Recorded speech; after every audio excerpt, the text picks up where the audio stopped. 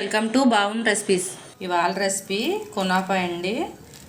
నేను కూడా first time చేశానండి. చాలా టేస్టీగా వచ్చింది. మీరు కూడా ట్రై చేసి ఎలా వచ్చిందో కామెంట్ చేయండి. ముందుగా ఇలాంటి సన్న సేమియాలు తీసుకోవాలండి. రోస్టెడ్ కానీ లేకపోతే మామూలుగా పర్వాలేదు. తీసుకుని చిన్నగా చేసుకోవాలి. ఇలా చేసుకున్నాక బటర్ వేసి కలుపుకోవాలండి. ఇలా బటర్ వేసుకున్న తర్వాత కలుపుకోవాలండి. స్టవ్ ఆన్ చేసుకుని గిన్నె పెట్టుకోవాలండి. అందులో ఒక పాలు వేసుకోవాలి. 2 స్పూన్స్ పంచదార వేసుకోవాలి. కార్న్ఫ్లోర్ వేసుకోవాలండి.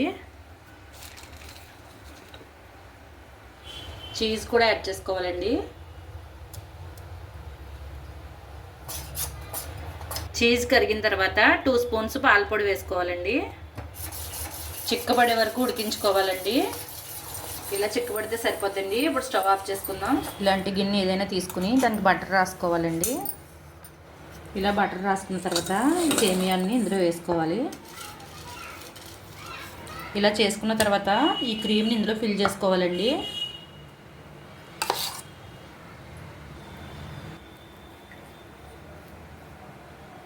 తర్వాత దాని మీద ఇలా సేమియా పెట్టుకోవాలి.